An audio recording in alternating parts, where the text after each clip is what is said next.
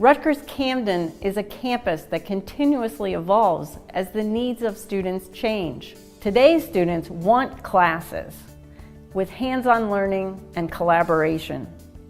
They need to learn early about career paths and why the material they have in their classes will help them reach their dreams. The Rutgers University-Camden faculty of the School of Arts and Sciences are spearheading the important changes that are helping our students be successful today. Childhood studies is especially close to my heart. This pioneering interdisciplinary program started in 2008. It was the first PhD program at Rutgers-Camden and the first of its kind in North America. Childhood studies puts the interests and experiences of children and youth at the center. To paraphrase one of my mentors, childhood and youth is where you can catch a culture in high relief.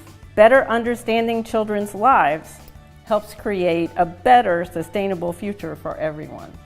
Another example of innovative thinking is health sciences. Even though the program started in 2015, health science is now the largest single major in arts and sciences. The program provides students with a thorough grounding in a variety of subjects related to healthcare and health science, preparing them to advance in careers in healthcare management, public health policy, and behavioral health. Public policy and administration is the largest single graduate program in arts and sciences and administers the BA program in urban studies. In 2018, we added a master's degree in public policy with an emphasis on community development. I was really interested in kind of this application or this intersection between public policy and really wanted a program that focused on practical experience as well. And because of the interdisciplinary nature of the program, it allowed me to work with people across different fields. Traditional programs form the heart of arts and sciences, but collaboration across disciplines is the future.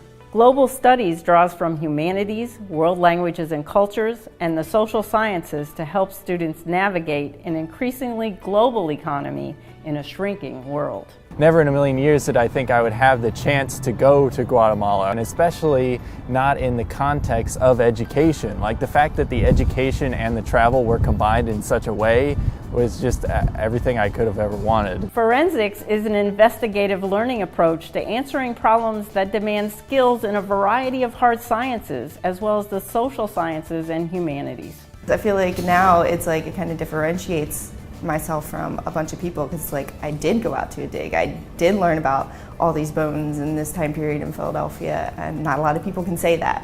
Gender studies is essential for solving broad issues concerning gender in public policy and every aspect of everyday life. Digital studies. Today, everyone has a smartphone. But how best do we successfully engage and use digital technologies to solve important questions? In order to best communicate, you're very limited when you only know one medium or one means of communication.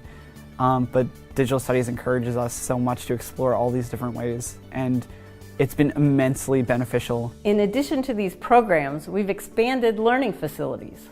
The Digital Commons houses digital studies and the Writing Design Lab. In the lab, students learn effective writing strategies in today's multitude of platforms, the internet, print, and digital media. The Writers House opened in 2015 as a welcoming space for the campus and the community to celebrate the power of the written word.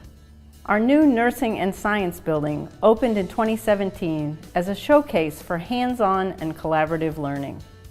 For arts and sciences, there are state-of-the-art biology and physics teaching labs, technology-driven discovery classrooms, and a stunning laser research lab. The Joint Health Building is under construction and will be completed in 2019.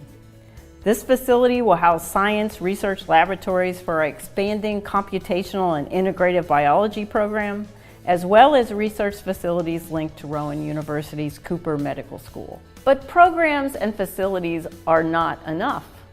We also have to help our students with financial aid, the Bridging the Gap program, merit scholarships, and the Dean's Emergency Fund.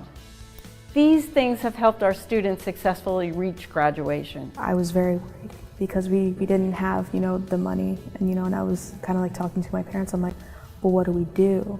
And my mom just looked at me and said, it's as simple as there is no money, you may not go to school. So that was terrifying to me, but thank God for that emergency fund, because now I'm learning everything that I possibly can, and I'm having a blast doing it. I'm in love with my major even more than when I started, the major. I'm absolutely in love with it, and I can't wait to get to work.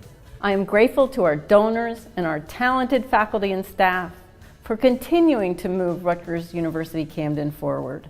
We'll continue to build a brighter future through high-quality research and access to an outstanding Rutgers-Camden education.